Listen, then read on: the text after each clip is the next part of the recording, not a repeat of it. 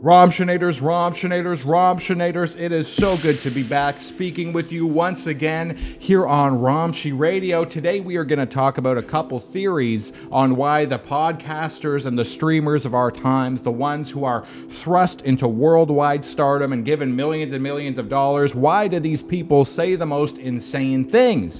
Why is it when you hear these people in a clip or in an episode, why do they say things that no normal person would say? Why do they have such extreme opinions? Why are they so demoralizing? Why? And then the first obvious theory that's going to come to your mind is that the shadowy black ops forces of our governments, corporations, and secret societies are pushing these people into the limelight to further demoralize and subjugate and polarize the population. This is very easy to think of. This is something that is happened before. It's probably happening now, and most conspiracy-minded people, that's where their mind's gonna go. It doesn't mean that these people are agents of the CIA. It doesn't mean that they're members of secret societies. It just means that they had a message that was so infuriating, so demoralizing, and so crazy that thrusting them into the spotlight was a good idea for those who would want to poison humanity. Now, that is the first thing that you can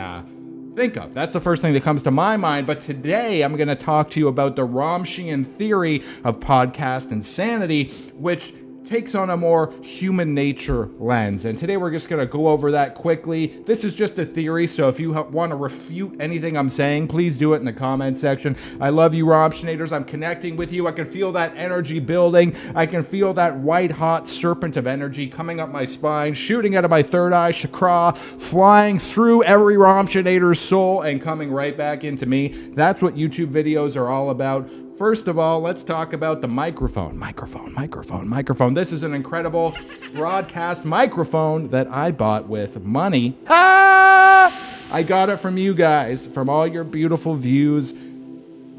Thank you. You paid for this microphone, Romshinators. I appreciate it. But it wasn't always like this, okay?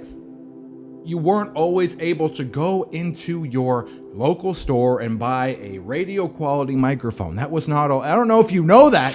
I don't know if my younger audience members know that, but it wasn't always possible. Back in the day, if you even wanted to get into the same room as a microphone as good as this, or even a microphone at all, you might have to plan out your whole freaking life around it. You'd have to go to school for it. You'd have to know the right people. You'd have to every day walk down to your local radio station and knock on the door. You'd have to beg to bring them their coffees. You'd have to work your way in, claw your way in, and then get your one golden opportunity like Les Brown, the motivational speaker. He was a radio host before he was a motivational speaker, and he had to wait for the radio host at the time to get drunk on air and start slurring his words and then be told to take over by just playing music. And he had to break the rules, go in and start talking like a radio host. And that's how he got into it, was by waiting for the other guy to get drunk. This is what used to have to happen for you to even talk into a microphone and have people listen.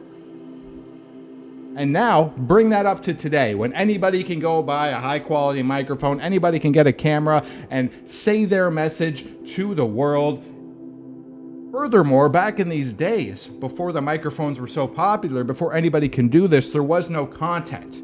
There was productions, there was theatrics. If you watch an older movie, all of their hair is greased to the point where not even a single follicle moves, not even a single strand can go out of place, and they even talk in different voices. They're like, "Margaret, my dear, I don't want you going to the vampire's castle alone.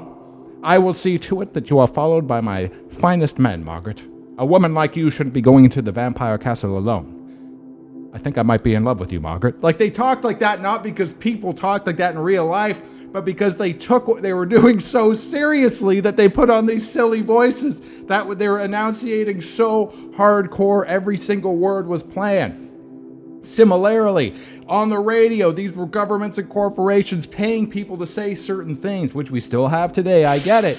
But there wasn't the case like we have today, where every single person can go and broadcast their own unique form of content, which is good. I'm glad I'm doing that right now. I'm not saying that's a bad thing. What I'm saying is this is simply the progression.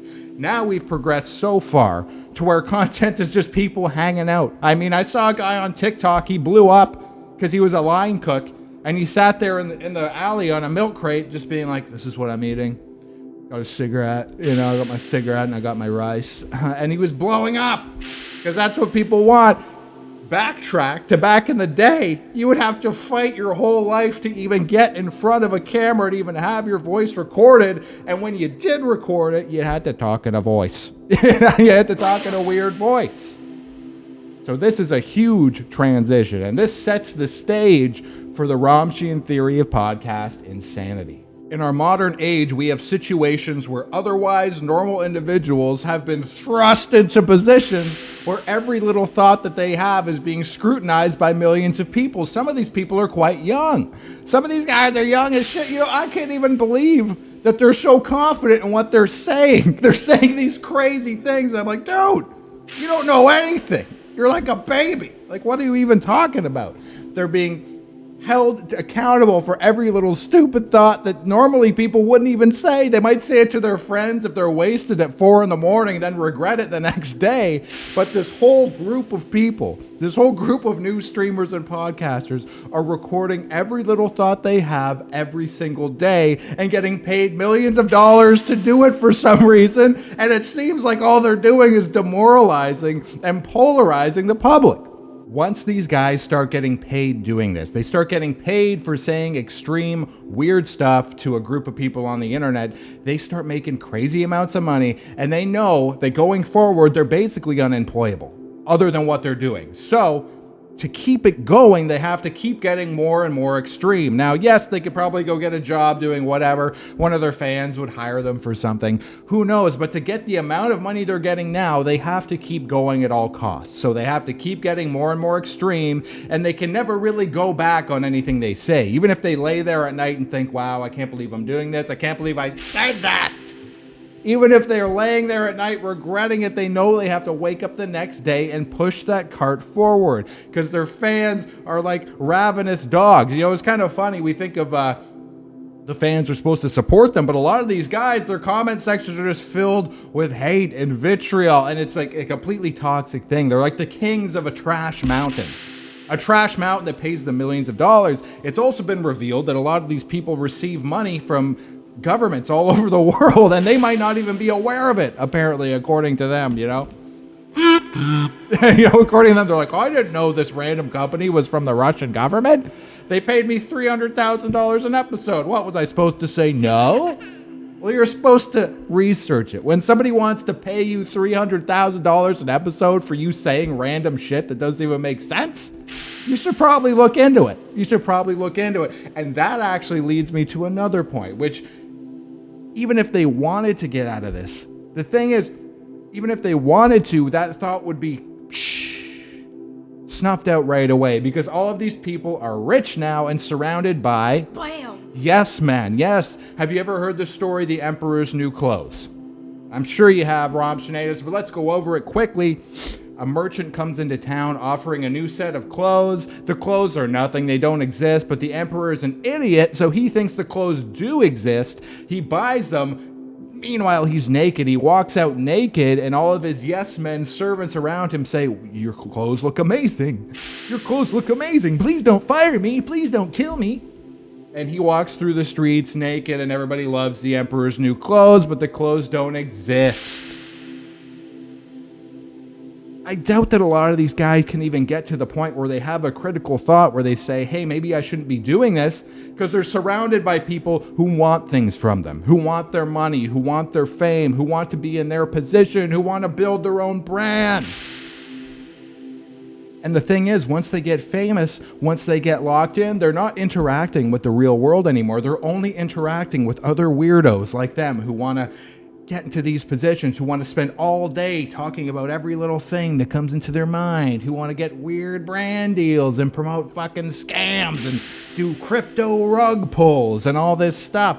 That's the only people they interact with. They can't go to a store. They don't work a regular job. They don't talk to normal everyday people to know what people actually think. If they did, that would fuck up the whole operation. That they're almost the most isolated people working to further isolate the masses, And that's the crazy part, is that when these guys have these massive platforms, and you've seen now, we have illustrated all the steps it took to get them into this crazy position. They know they have to keep saying extreme stuff. They know they'll never make this amount of money doing anything else again. And unless they're extremely smart with their money, basically they just have a lot of bills because most people can't handle a lot of money. All they do is they buy more stuff. It's a psychological issue. It's part of the human condition. It's just the way it is. So essentially, a lot of these guys are just as broke as a working class person. It's just their bills are going to the mansion and the Maserati and all this other shit. And now those crazy ideas from these isolated and insane individuals are being spread through the masses. And many times, people will be watching these videos at night, filling their heads with these insane ideas, and they'll go out into the world and realize that these ideas are ridiculous, That is the common thing that happens, but still those ideas slowly seep in.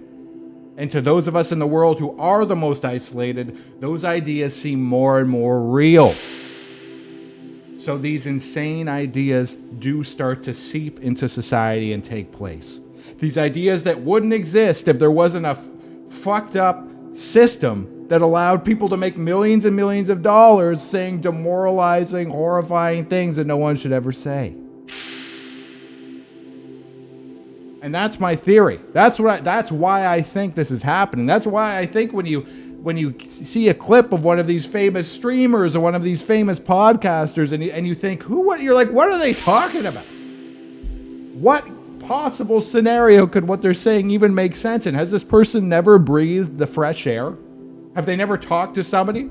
Have they never ordered a coffee at a coffee shop? Do they not know what society is? And then you think, no, they don't. Because of what we've illustrated. Because they started out being a little deranged, got a little fan base, were thrust into stardom, and now they can't stop. They couldn't stop if they wanted to. Anyways, Romshinators, thank you so much for joining me. I appreciate it. Let me know what you think down below. Let me know what you think. This is a weird idea, I know, but hopefully I've communicated it well, and hopefully what I've said makes sense. So thank you for joining me. I appreciate it, and I'll see you in the next one. Please comment down below your most extreme unhinged opinion. Just kidding. Let's comment down below your most wholesome opinion about humanity. How about that? Down below your most wholesome view, the most wholesome thing that's happened to you this week, where you felt like humanity was a beautiful flower sitting on the crested edge of a universal mind that knows only peace. Thank you, Romshinators. I'll see you in the next one.